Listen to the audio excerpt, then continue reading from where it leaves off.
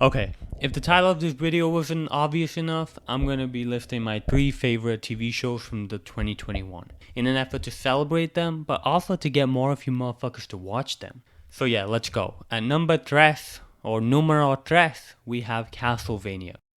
Now, by no means is CastleVanina a perfect show. Especially season 4 probably wasn't the best the show had to offer. Look, the conversations may be a bit overwritten, its twists may be unnecessary, but what this show does well, it does so goddamn well. I mean, let's start with the female lead, Cypher. Cypher is a masterclass in how to create badass, downright awesome action female heroes without ripping away their femininity. Cypher is literally who Kevin Smith thinks Tila is. What else does CastleVanina do well? Well, here's another bold statement. Trevor Belmont and Cypher Belnades are the best active couple in fiction right now. Their care for one another is perfectly realized without becoming soapy. Their squabbles mid-fight are real and cute without coming off corny. I'm telling you, these two are hashtag relationship goals. As cringy as that is to hear out of my mouth right now. Actually, that sounded pretty fucking cringy. Alright, 2 more points on CastleVanina. First, the action in the show is insane. It's ridiculous. They don't hold back at all. And they just let the imagination run wild. I mean, just look at the creativity of this kill, right?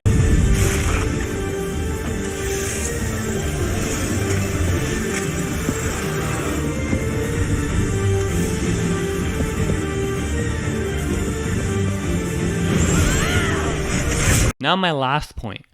This show has a Prince Zuko arc, but one that's a lot more philosophical and edgy, focused around the character of Isaac.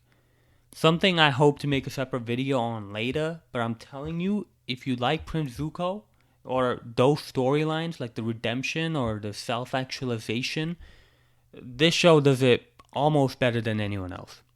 Numero 2 is kind of a cheat, but I have the 3 live-action Marvel shows from this year, WandaVision, Captain America and the Winter Soldier, and Loki.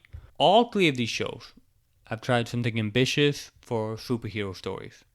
Whether that's making grief the main antagonist, directly addressing the complexities of race and worthiness and perception in America, or introducing a whole multiverse in the MCU in some TV show that the masses are probably not going to watch. And for the most part, they all stuck their landing. Yes, each show had its low points. I'm looking at you, Sylvie. But this was a new medium for Marvel, and they chose bravely to be ambitious, and for the most part, they succeeded. Alright, finally, the number 1. The show you have to watch. At least once before you die. If you haven't watched this show, and specifically this season of this show, then you haven't watched TV in 2021. And that show is Attack on Titan. Look, I'm not an anime guy. The most anime I've watched before this was Yu-Gi-Oh! GX as a 12-year-old. Attack on Titan was already the best show on TV, with season 2 and 3, but with season 4, part 1, it's one of the greatest shows of all time. See, for a while we were all waiting for the next Game of Thrones, but the answer was right under our noses the whole time, waiting for us to be okay with reading subtitles. In fact, Attack on Titan does a lot of things even better than Game of Thrones. Its battles are just as brutal and bloody, but it somehow conveys that brutality and gloom while also telling you as the audience watching it, hey man, it's okay to get hype about Levi butchering this man, by dropping some exhilarating hip-hop during the fight.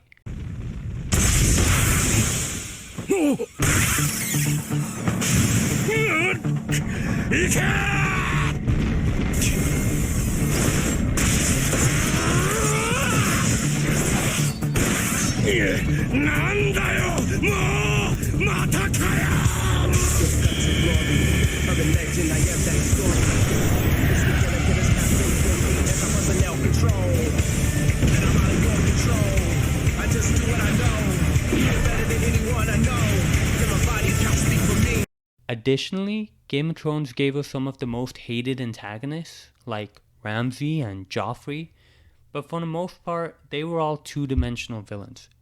They were psychopaths and crazy and so easy to hate and to make villains.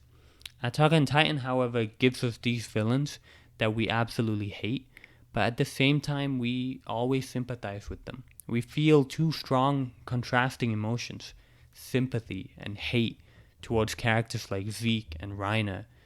And that's a pretty fucking hard thing to do.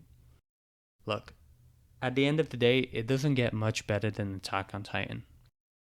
Attack on Titan is peak fiction.